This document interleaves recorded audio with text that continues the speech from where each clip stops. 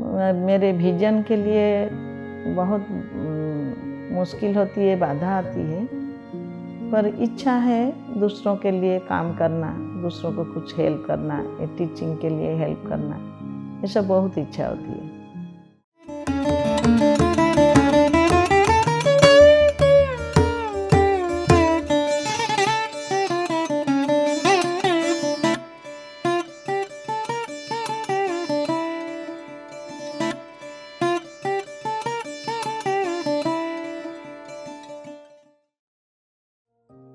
नमस्कार, मैं जयंती मित्रा ओडिशा के कटक सीडीए से हूँ। आज मैं ध्यान परिवार से जुड़ने से क्या क्या अनुभूति आया है उसके बारे में बताने से पहले मैं मेरी बचपन में चली जाती हूँ। बचपन से शुरुआत करती हूँ। मेरे बचपन में मेरे घर में मैं बड़ी हूँ, मेरे नीचे और 3 बहनें 2 भाई ये सब हैं। मेरे मम्मी स्कूल टीचर थे, मेरे पिताजी बिजनेस करते थे और उनके ऐसे भी हमारा बहुत स्टैंडर्ड फैमिली था। हम फैमिली में हमारे पढ़ाई पिता माता दोनों ही देखते थे, हमारे पढ़ाई पढ़ाते थे भी। तो मैं बड़ी होने के नाते मेरे छोटे भाई बहनों को भी उनको भी थोड़ा देखभाल करना भी मेरा ऐसे जिम्मेदारी तो नहीं था, ऐसे मैं अपने खुशी से ही देखती हूँ क्योंकि माँ जॉब करती थी इसीलिए। तो ऐसे बहुत भी हमको इतना ज़्यादा छूट नहीं था, रेस्ट्रिक्शन था। जबकि मैं बड़ी हूँ, बाहर निकलना, बाहर किसी के साथ घूमना खेलना ये सब बहुत रेस्ट्रिक्शन था। पर घर में हम भाई बहन मिलकर ऐसे खेलते थे। कभी कभी पापा मम्मी भी साथ देते थे। इसमें हमारे घर में पूजा पाठ बहुत होता है। घर में दुर्गा पूजा है, राधा कृष्ण जी का मंदिर है, हमारा गांव भी है, गांव में ये सब पूजा होता था। हम पूजा में जाते थे, पूजा करते थे। मेरे मम्मी नानी मामा मौसी ये सब एक मठ की संप्रदाय के से जुड़े रहते थे। तो हम एक तरह के आध्यात्मिक परिवेश में रहते थे। हमारा आध्यात्मिकता बहुत ज़्यादा था हमारे फैमिली में। पूजा प्रार्थना ये सब करने के लिए हमारा अभ्यास भी बहुत था। डेली हम प्रेयर करते थे।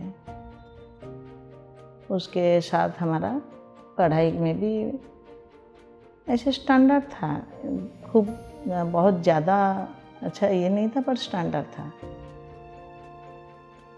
फिर भी हम इतना कम बात करते थे बचपन में।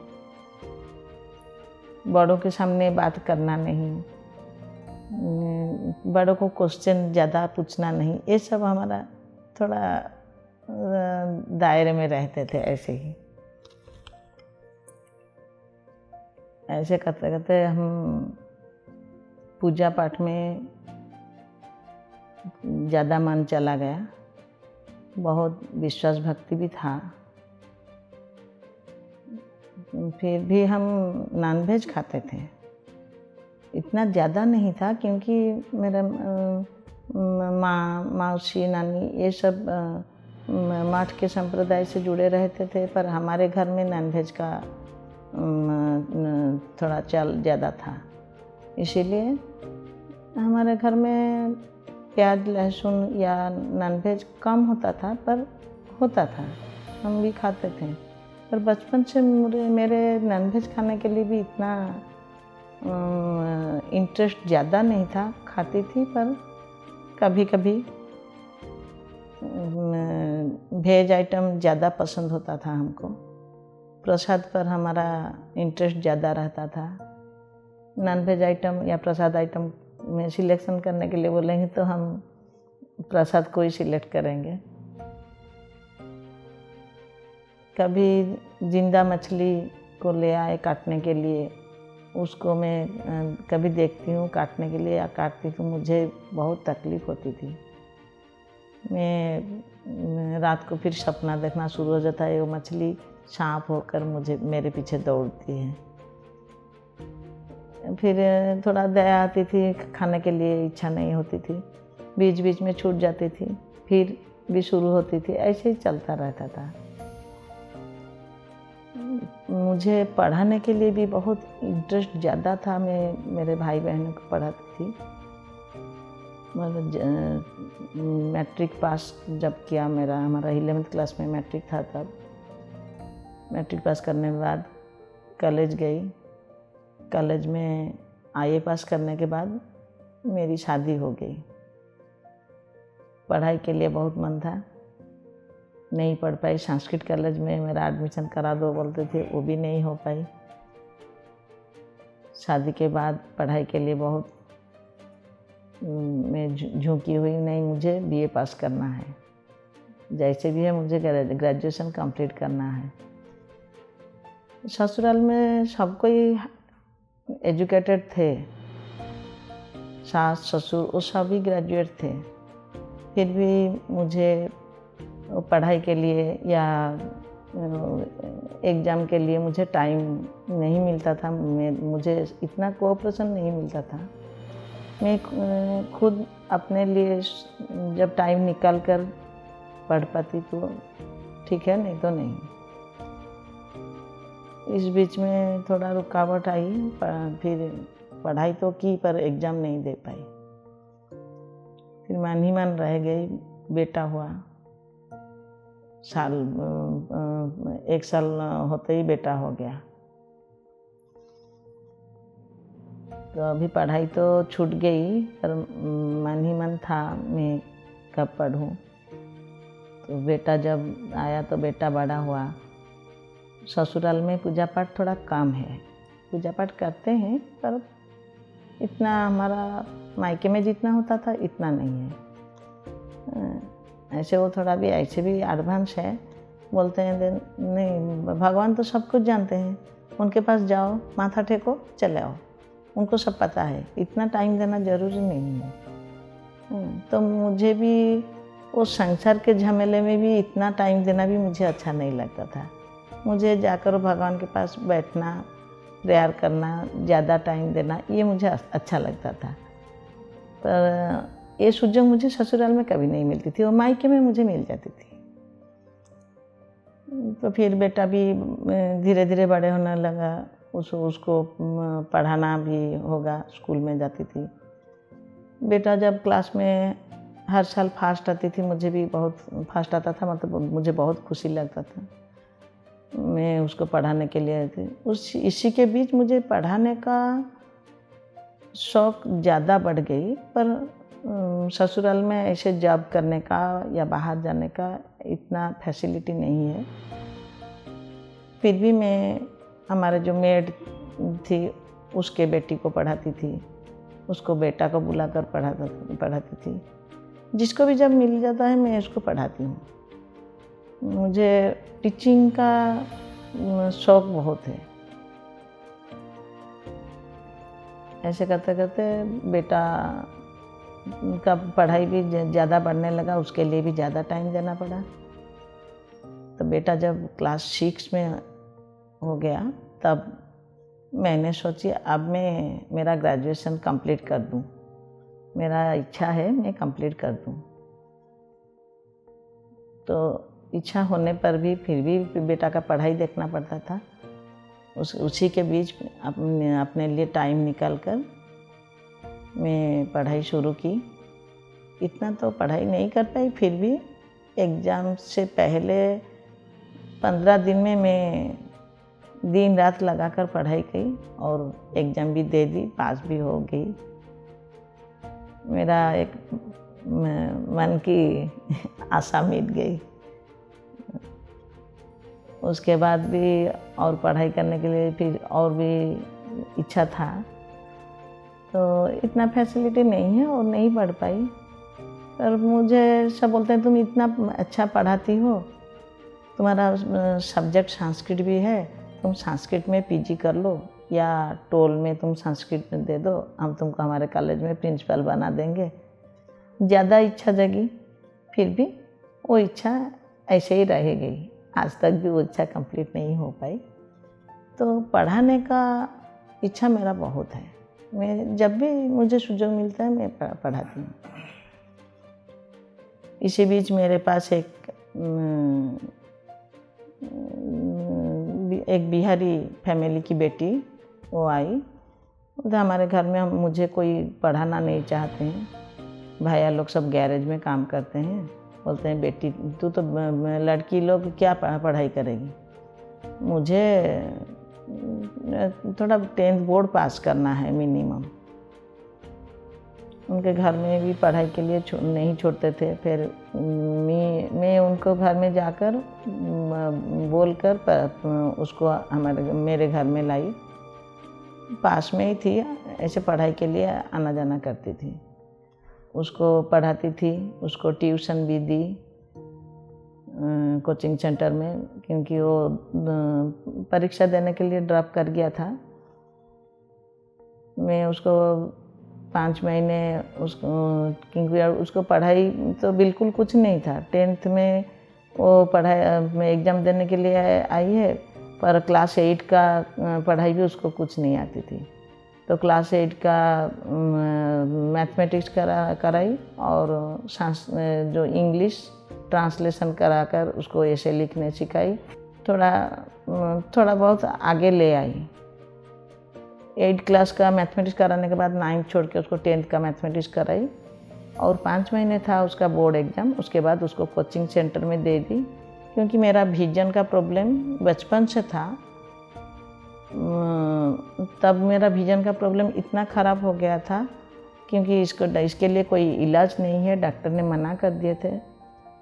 ये इसमें ब्लाइंडनेस तक आ जाएगा, पर इसमें कंप्लीट ब्लाइंड कोई नहीं होते, पर ऐसे ब्लाइंडनेस तक नियरेस्ट टू ब्लाइंडनेस होता है ऐसे।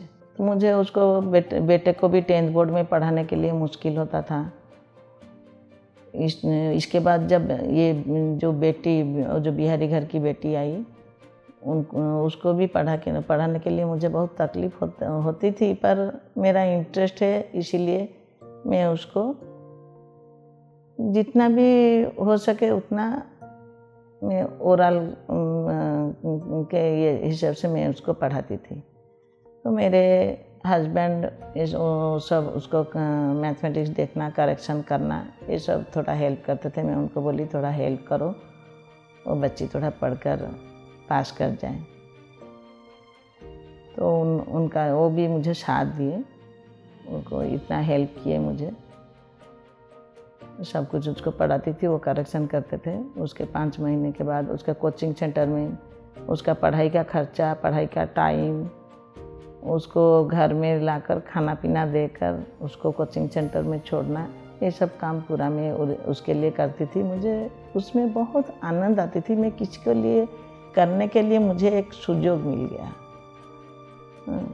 फिर वो बेटी भी 5 महीने के बाद जब 10th बोर्ड दिया, तब वो बोलती थी मैं 3rd डिवीज़न या 2nd डिवीज़न तक आ जाऊंगी। मैंने उसको 1st डिवीज़न का मार्क बोली थी, मुझे इतना मार्क चाहिए, मैं लाकर दे सकूँगी? बोला हाँ ट्राई करूँगी।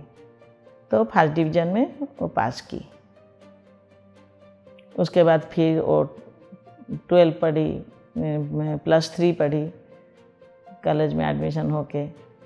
अभी वो बेटी एक इकोनॉमिक्स लेक्चरर बन गई। अभी वो कॉलेज में अभी लेक्चरर होकर पढ़ाती है।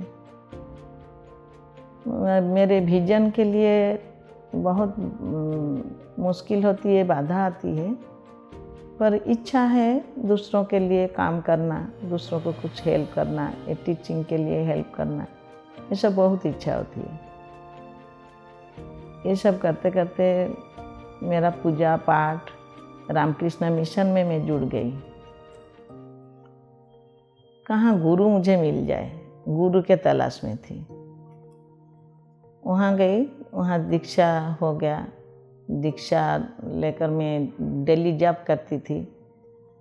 2-3 घंटा पूजा पाठ, घर में कोई जब नहीं होते मैं तब पूजा के घर में बैठ जाती थी।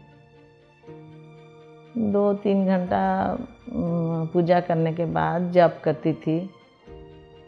तो जप करके उठने पर मेरा तबीयत बहुत ही ख़राब लगता, इतना वाइब्रेशन होता था, मैं वो एनर्जी को संभल नहीं पाती थी। मैं आकर सो जाती थी। उसके बाद मेरा तो ध्यान का बारे में मुझे कभी पता नहीं। रामकृष्ण मिशन में जुड़ने के बाद जब सन्यासी महाराज सब स्पीच देते हैं, बोलते हैं हाँ रामकृष्ण परमहंस देव की एक मानस पुत्र थे ब्रह्मानंद जी महाराज, वो सबको बोलते थे ध्यान करो जप करो, ध्यान करो जप करो। जप तो हम करते हैं, ध्यान क्या है? तो मैं जब किस मिशन में भी पूछी ध्यान क्या है, मिशन में मुझे ये आंसर नहीं मिली थी। तो मेरे मन में बहुत क्वेश्चन चल रहा था, ध्यान क्या है, ध्यान कैसा चीज़ है? ये बोलते हैं ध्यान करो जप करो, क्या भगवान के सामने बैठना ही ध्यान है? ये बहुत तलाश थी। पर बचपन से मेरे बहुत सपने आते थे, बहुत सारे सपने, मुझे कुछ पता नहीं है, पर सपने देखने पर पता चलता है ये काम ऐसा होगा, कि ऐसा हो गया है। मेरा कुछ चोरी हो जाता था, उसके बाद भी मैं सपना देखती हूँ। मेरा सामान कोई ले गया, सामने है। खो गया तो मेरा सामान कहाँ है, वो सपना देखती थी। मेरा रिजल्ट निकलने से पहले मुझे सपना आ जाता था। तो मैं इसके बारे में इतना कभी नहीं सोची। हाँ, हो जाता है कभी कभी ऐसे। तो ये सपना का मामला धीरे धीरे बढ़ने लगा। तभी मुझे पता नहीं है, शादी के बाद भी एक बार मुझे सपना आया था। बैंक से, मेरे पति बैंक में जॉब करते थे, कोई उनको उनके पास आए हैं घर में, वो बाथरूम में नहा रहे हैं। तो मेरे सासू माँ जाकर उनको बोले तुझे कोई ढूंढने के लिए आए हैं। तो मेरे पति नहा रहे थे, मामी जी को बोले, सासू माँ को, मेरे बैग से चाबी निकल कर उनको दे दो। सासू माँ जाकर बैग से चाबी निकल कर उनको दे दी। और जब खाने के लिए बैठे बैंक जाने से पहले, मैंने पूछी कौन आए थे? तो बोले नहीं, वो बैंक से स्वीपर आए थे, चाबी लेने के लिए। मैं चाबी दे दी।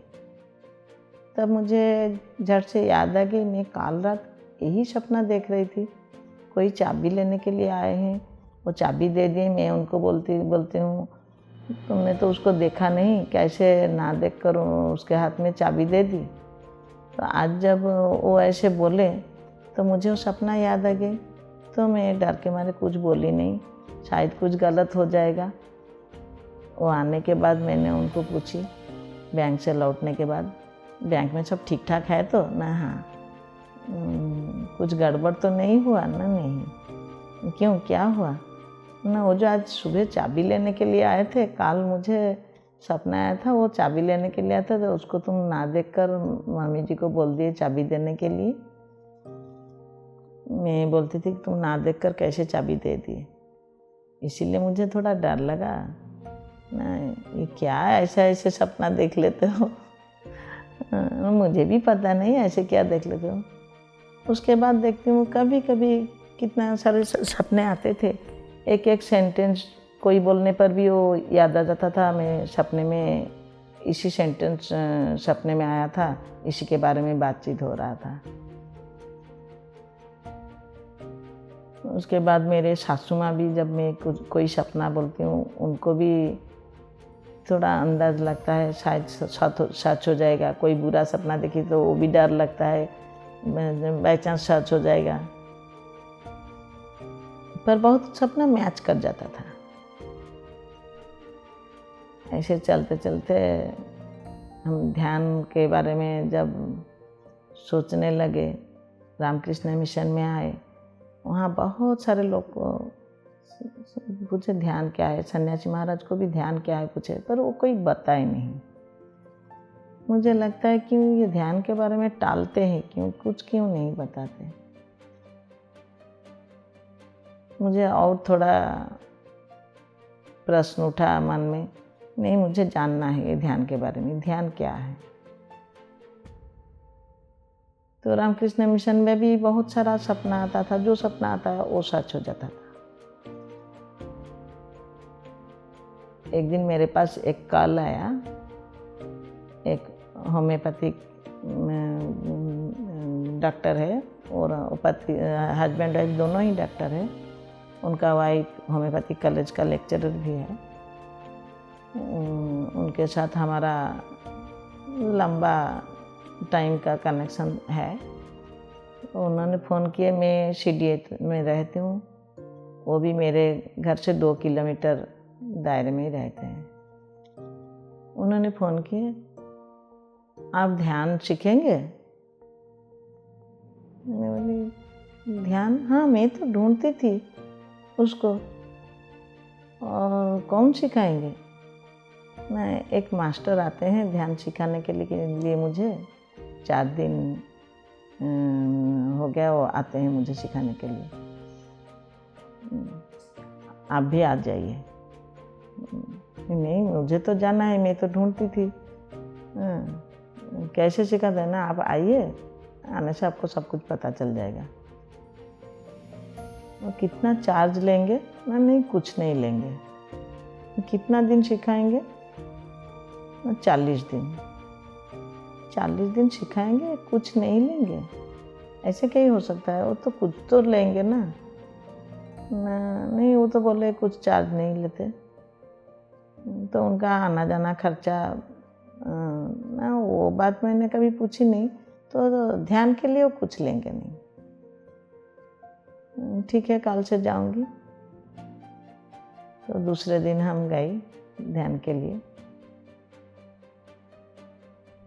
तब देखे वो ध्यान के जो सिखाने वाले मास्टर वो नहीं आए थे, वो मैडम थे, मैडम डॉक्टर सुमना कुमारी पंडा। वो बोले आप बैठ जाए ना, मैं तो 4 दिन से ध्यान सीख रही हूँ, मैं आपको बता देती हूँ। आप 4 दिन में मास्टर हो गए? अरे इसमें कुछ नहीं है, आप बैठ जाइए। बोले पानी थोड़ा पी लीजिए और ऐसे हाथ और पाँव को क्रश कर दीजिए, उंगली को फंसा लीजिए, सीधा होकर बैठ जाइए, आंखें बंद कर लीजिए। उसके बाद सांसों में सांस पर ध्यान दीजिए, आते हुए सांस और जाते हुए सांस, बस इतना। ठीक है, मैं बैठ गई पहले दिन ध्यान के लिए।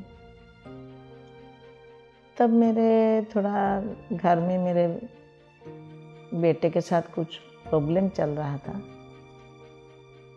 जब मैं ध्यान में बैठ गई, जैसे अंदर से रोना इतना ज़ोर से आ रही थी, जैसे फुट फुट के रोने के लिए मन कर रहा था, पर मैं शर्म के मारे रोक दी कि किसी को कुछ पता नहीं चलने दी, कुछ भी नहीं बताई। उस दिन रोक दी। उस दिन क्या ध्यान हो गया, तो ध्यान की मास्टर से मैं फ़ोन करके बताए आज वो नहीं आ पाएंगे। ठीक है, उनका तो 5th डे हो गया, मेरा फर्स्ट डे उसी दिन। उनका 6th डे जब चल रहा है, मेरा 2nd डे। मैं 2nd डे में आई हूँ ध्यान कर ले, वो भी नहीं आए थे। वही मैडम मुझे ध्यान करने के लिए बिठा दिए। हम दोनों एक साथ बैठे ध्यान करने के लिए। तो वो 15 मिनट के बाद मास्टर आए। हमारा ध्यान जब कंप्लीट हुआ, आँख खोलने के लिए बोले, तब हम ध्यान से बाहर आकर मास्टर को देखे, उनका परिचय भी हुआ। मेरे पहला मास्टर तो मैडम बन गए, क्योंकि 2 दिन से वही मुझे ध्यान सिखाए, वो ध्यान का पहला गुरु बन गए। सेकेंड डे से जब वो ध्यान की मास्टर जुड़े, वो थे समीर समादार सर। वो उसी दिन से हमको ध्यान सिखाने लगे, कराने लगे, गाइड करते थे। प्रोसेस तो सीख गई थी, वो थोड़ा 40 दिन तक गाइड में रहे, गाइडेंस दे रहे थे। तो वो बोले, आपका तो ध्यान बहुत अच्छा हो रहा है, आप तो बहुत ब्रेनी लग रहे हैं। आप क्या ये मैडम के ऑक्यूपेशन में हैं? नहीं, मैं हाउस वाइफ हूँ। ठीक है, आप ध्यान करिए। मेरा ध्यान का यात्रा शुरू हुआ। ध्यान में बहुत सारे एक्सपीरियंस भी आई।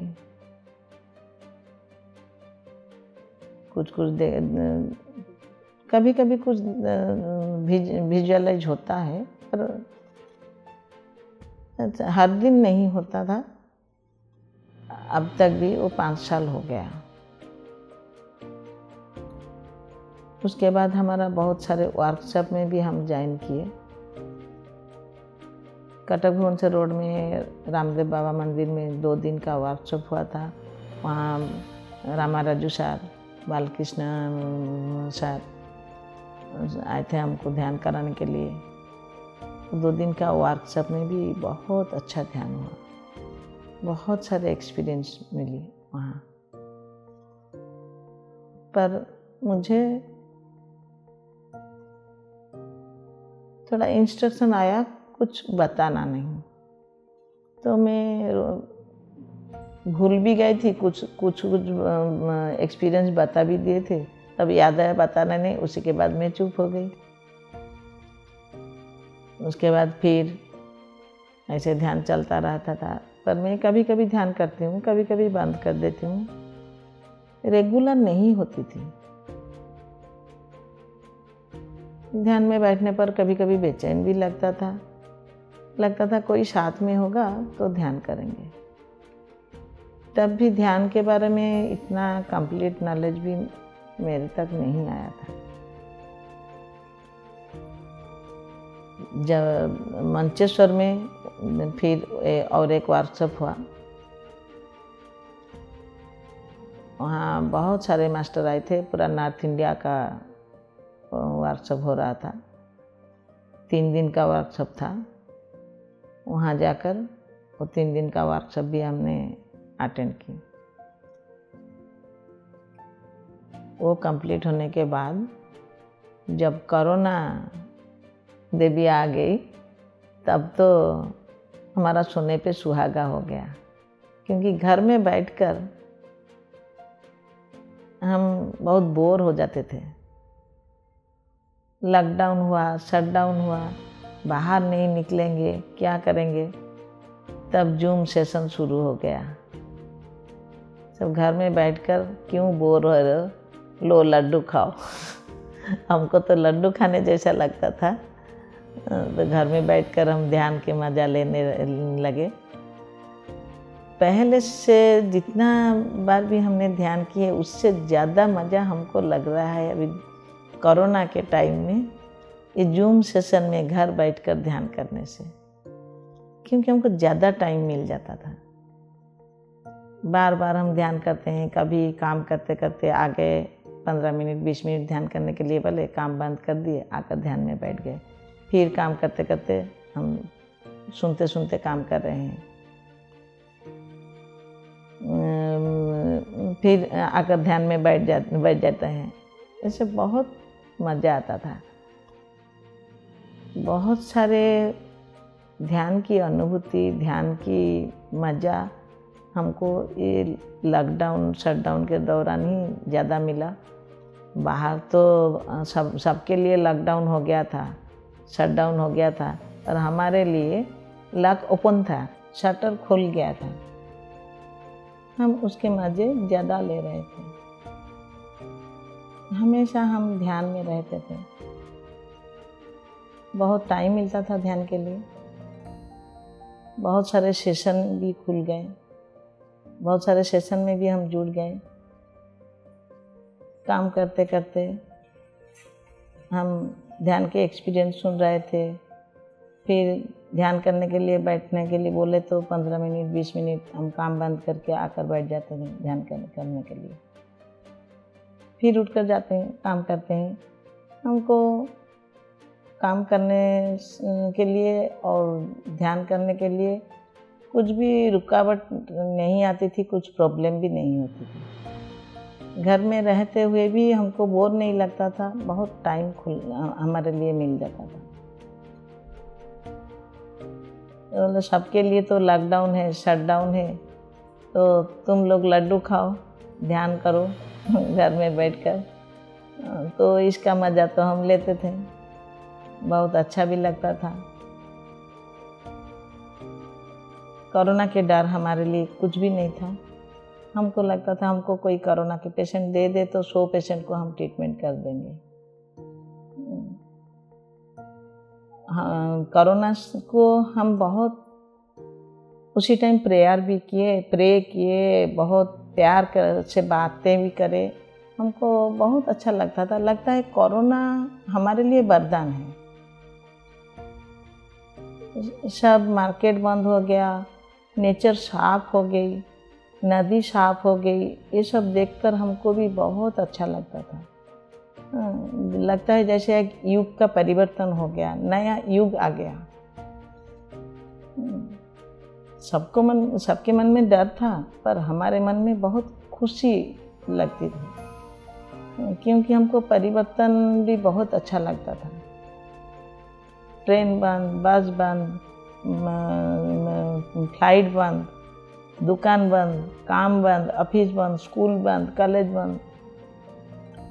ऐसे टाइम तो सबके लिए पहला बार सब देखते हैं ना, सबके लिए ये प्रथम बार के लिए हो रहा है। तो ये परिवर्तन को भी हमने बहुत आनंद के साथ महसूस किए। उसके लिए हमने जो हमारा पुराना चाहत थी टीचिंग के लिए, वो इच्छा थोड़ा पूरी हो गई, क्योंकि हमको सेशन में क्लास लेने के लिए बोले। हम सेशन में क्लास लिए। खुद का भी मैं ओडिया की एक सेशन खोल दी, उसमें भी मैंने क्लास लेती थी। अभी चल रहा है वो सेशन। मुझे बहुत खुशी लगा, ये भी एक टीचिंग का लाइन है। शायद इस टीचिंग के लाइन के लिए मेरा इंतजार था। मेरा विजन का प्रॉब्लम हो तो क्या हुआ, मैं तो ध्यान के मार्ग में आकर ऐसे तो क्लास ले सकती थी। यहाँ तो मेरा टीचिंग ही हो रहा है। मैं खुद भी सीखी, दूसरों को भी सिखाई। इसमें मुझे जो अधूरापन रहता था वो थोड़ा बहुत परिमाण में कम होने लगा। धीरे धीरे ध्यान बढ़ने के साथ साथ हमारा भी मन की जितना भी फैमिली प्रॉब्लम, जितना दुख, ये सब धीरे धीरे कम होने लगा। ऐसे तो जीवन में समस्याएं हैं, जीवन चलता है तो समस्या तो आते रहेंगे, पर समस्या को कैसे हम सुलझा सकेंगे, कैसे सामना कर पाएंगे, ये जो पेशेंस ये मेडिटेशन के द्वारा ही हो पाया। मैं तो बहुत गुस्से वाली थी। मुझे गुस्सा आता होता तो पहले बचपन में तो मैं अपना बाल खींचकर नीचे एकदम लौट जाती थी। तो धीरे धीरे बड़ा होने के बाद तो वो तो सब रिजर्व हो गया, पर अंदर ही अंदर बहुत गुस्सा रहता था। तो जब ध्यान के बाद देखती हूँ फैमिली प्रॉब्लम होता था, तब भी मेरा गुस्सा इतना बढ़ जाता था। मैं सारे चेयर सामान ये सब लेकर पटक देती थी उठाकर। तो इतना क्यों गुस्सा मेरा बढ़ जाता है? इतना गुस्सा बढ़ना तो अच्छा नहीं है। बाद में मुझे थोड़ा पछतावा होता है। तो धीरे धीरे उसको कंट्रोल की, क्योंकि मैं किसी को नहीं बोल पाती, इसको गुस्सा के आकार में मैं प्रकाश करती थी। तो ध्यान और बढ़ा दी, स्वयं को कंट्रोल करने सीखी। तो मेरे जब बचपन से एक बात मुझे बहुत अजीब लगता था, क्योंकि मुझे झूठ पसंद नहीं था। मैं किसी को झूठ नहीं बोल सकती। मुझे कोई झूठ बोलेगा तो मेरा भी बहुत दिमाग चढ़ जाता था।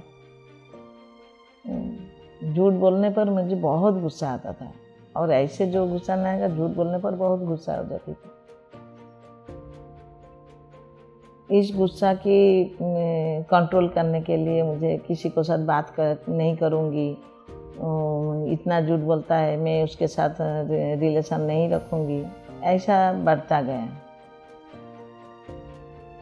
पर मुझे देखती हूँ, मुझे सब जब लोगों के साथ मैं मिलती जुलती हूँ, मुझे लोगों को इतना पसंद नहीं आता था। मैं लोगों को देखने पर मुझे बोलते हैं ये झूठा है, ये कपटी है, ये पॉलिटिशियन है, ये पॉलिटिक्स करता है, ऐसे सब लगता है। मुझे एकदम नीट एंड क्लीन चाहिए। इसलिए मुझे पशु पक्षी, पेड़ पौधे, ये सब बहुत अच्छे लगते थे। मैं ज़्यादा टाइम सब एनिमल्स के साथ बिताना पसंद करती हूँ। मुझे लगता है मैं जब चिड़ियाखाना जाती थी, चिड़ियाखाना में देखती हूँ उनको केयर खाने के लिए कोई इतना प्यार से नहीं देते, इतना केयर अच्छा से नहीं लेते। मुझे जब ये जॉब मिल जाता, मैं इनको बहुत प्यार से खिलाती, इनको साथ प्यार से मैं इनके साथ टाइम स्पेंड करती। तो हर पशु पक्षी भी मुझे भी बहुत प्यार करते हैं। ऐसे जितना भी गुस्से वाले पशु हो, कुत्ते हो, ऐसे तो एक बहुत गुस्से वाले हाथी को भी मैंने कंट्रोल कर दी थी 5 मिनट में। उसको मास्टर नहीं था वो हाथी का। ये ओडिशा का जर्सीपुर का जंगल है, वहाँ कर्नाटक से 3-4 हाथी लाए थे। एक हाथी वो 1 मास्टर वाला है, उसको कोई कंट्रोल नहीं कर पाते। उसी दिन वो मास्टर का छुट्टी था। हम उसी दिन गए वहाँ घूमने के लिए। हमारी इच्छा थी उसी हाथी के ऊपर बैठकर हम घूमेंगे। तो उसका मास्टर नहीं है, तो अलाउ नहीं है, वो हाथी बांधा हुआ था पेड़ में। तो हम गए हाथी के साथ बात करने के लिए, कोई कैमरा लेकर फ़ोटो खींचे, तो वो हाथी उसकी सूंड से एक डाली को लेकर एकदम फेंका बहुत दूर तक। मैंने बोली, उसका नाम महेंद्र था, मैंने उसको प्यार से पुकारा, महेंद्र ऐसा नहीं करते बेटा, तुम बहुत अच्छे हो, तुम वेरी गुड हो। ऐसे बात करते करते वो फिर और एक लकड़ी लेकर फिर पटका फेंका बात दूर से। ऐसे 4-5 बार वो करता गया। मैं भी ऐसे उसके साथ बात थोड़ा दूर खड़ी होकर बात करती रही। धीरे धीरे उसका गुस्सा भी थोड़ा कम होने लगा। वो जितना दूर फेंकता था और पास, एकदम लास्ट में वो एक बड़ा सा वो जो पेड़ की टहनी रहती है ना, डाल, उसको ऐसे उठाया, फिर वहीं रख दिया। तो मेरे साथ सर हिलाकर ऐसे ऐसे करके रेस्पॉन्ड करने लगी। देखो आप लोग सब इतना डरते हो, देखो 5 मिनट में वो शांत हो गया। तो दूसरे मास्टर थे, वो बोले हाँ, प्यार में तो सबको भी काबू कर सकते हैं। तो मुझे बाघ हो शेर हो, मुझे किसी को डर नहीं लगता। मुझे इतना कॉन्फिडेंस है, मैं उनको प्यार से काबू कर सकूँगी। वो मुझे कुछ नहीं करेंगे, कुछ मेरे साथ कुछ नहीं हो ऐसे करेंगे, मेरे कुछ हानि भी नहीं होगा।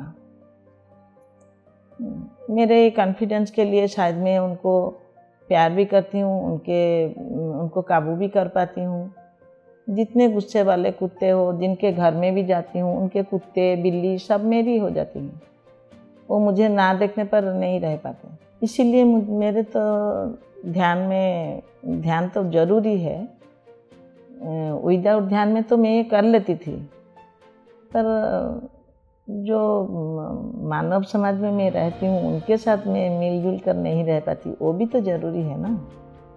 इसीलिए इसके लिए मुझे ध्यान बहुत शक्ति दी, लोगों के साथ एडजस्ट होने के लिए।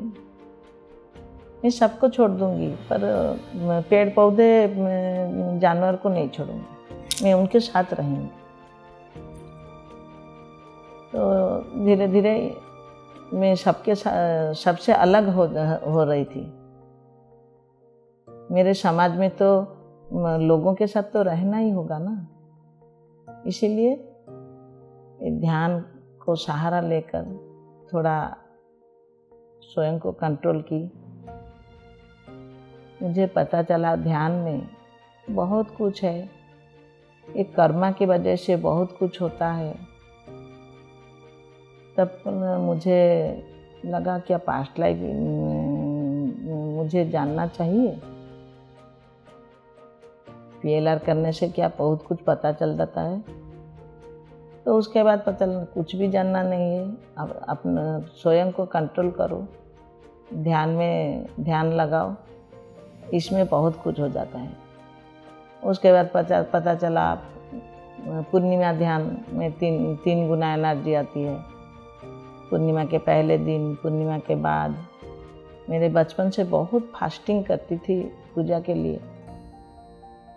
पर वो फास्टिंग का वैल्यू कितना है मुझे इतना पता नहीं चला। पर ध्यान में आने के बाद मुझे पता चलता है फास्टिंग, वो जो पूर्णिमा के टाइम में 3 दिन फलाहार करती हूँ, मौन रहती हूँ, उसका एनर्जी मुझे बहुत आती है, बहुत वाइब्रेशन में फील करती हूँ। पिरामिड का एनर्जी 3 गुना होता है। प्रकृति ध्यान 3 गुना होता है, संगीत ध्यान 3 गुना होता है। ये सब धीरे धीरे मुझे पता चला, उसको सब यूज की। अभी ध्यान में जो नया चीज़ आता है, इंटरेस्ट आता है, मैं उसके ऊपर रिसर्च करूँ तो मुझे बहुत अच्छा लगा। तो वाटर थेरापी बोले जो वाटर चार्ज करो, तो मैं पानी के जग लेकर उसके साथ बात करने लगी, उसको चार्ज करने लगी। देखती हूँ हाँ, पानी से भी मुझे रिस्पॉन्स मिलती है। तब मुझे पता चला रे पेड़ पौधे भी बातें करते हैं मेरे साथ, पानी भी बातें करते हैं, और खुशी लगी। ऐसे करके हमें ध्यान से बहुत कुछ सीखना मिलता है। हम ध्यान से आगे बढ़ते हैं, दूसरों को भी सिखाते हैं। मैं जो कुछ सीखती हूँ दूसरों को सिखाने के लिए मैं तैयार हो जाती हूँ, क्योंकि मेरे पास इतना कैपेसिटी नहीं है पैसा देकर कहीं मैं कोर्स करूँ, कुछ सीखूँ। पर जब नहीं सीख पाती, मुझे मन करता है मुझे कोई हेल्प करता तो मैं वो कोर्स करके आती, सीख कर आती, पैसा देकर खर्चा कर। पर सबको मैं ये नॉलेज बांट देती, उसके लिए पैसा नहीं दूँगी। तो ये भी हमारा ये जो PSSM ग्रुप है, सब कुछ फ्री में मिल जाता है। हमारा जो संगुरु ब्रह्मर्षि पितामह डॉक्टर सुभाष पत्री जी, वो हमारा PSSM संघ को जितना शक्तिशाली कर दिए हैं। ये अभी नंबर 1 संघ हो गया है। उनको बार बार हम कोटि कोटि नमन करते हैं। उनके सारे शक्ति, सारे चैतन्य के साथ हम हमेशा जुड़ कर रहना चाहते हैं। हम उनको याद करेंगे तो हमको सारी शक्ति मिल जाती है, सारे एस्ट्रल मास्टर की शक्ति मिल जाती है, सारे यूनिवर्स की शक्ति मिल जाती है। जैसे लगता है उनसे होकर सारी शक्ति आती है हमारे पास। ये हमारे लिए बहुत अच्छा लगता है।